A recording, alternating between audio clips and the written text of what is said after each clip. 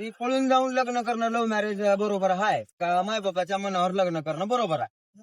बाबाच्या मनाचा स्वतःचा थोडा विचार असावा. हम्म. पण 75% जे लव्ह मॅरेज करते ना फक्त शारीरिक आकर्षण असते, शारीरिक त्यांचं आकर्षण. खरं प्रेम नसतं. बरोबर. 25%च खरे प्रेम करून करतील, हा. परंतु 75% फक्त शारीरिक आकर्षण वासना त्याच्या मनामध्ये ही योग पिढी उरफटून ते लग्न करतात. हा. त्याचा शेवट नीट कधीच होत नाही. नाही होत.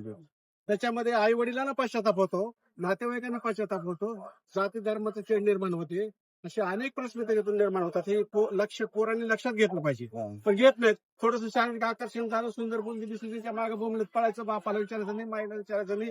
त्यांनी एवढ्याच्या लहानाच्या ओटीत घेऊन जे मोठं गेलं, जणू काही आयता आबाळतून उभा राहिला तो, त्यावेळेला तो निर्णय घेऊ शकतो. ते चुकीचं आहे. हा. आता ऐकतील ना ऐकतील हे वेगळं. नाही ऐकतील परंतु लोकांना म्हणजे हा, ही वर्तन आणि पळून जाऊन मला जातीबद्दल बोलायचं नाही, ते असो त्यांचं बरोबर. परंतु त्याचं खरं प्रेम असावं, त्याला जिम्मेदारी असावी.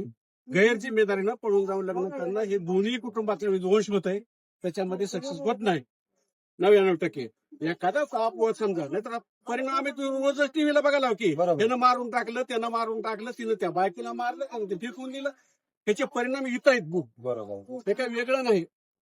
अशी परिस्थिती निर्माण झालेली आहे. त्याच्यामध्ये पोरांनी थोडंसं ऐकावं. आपण वजडीतून मोठीतून मोठे झाला, त्या मायापाचं थोडं पटत नसलं तर समजून सांगून लग्न निश्चित करावं, परंतु असं काहीतरी गोंधळ करून सगळ्यांना दुःखात टाकणं योग्य नाही. बरोबर. मामाने खूप छान बोलले. धन्यवाद मामा.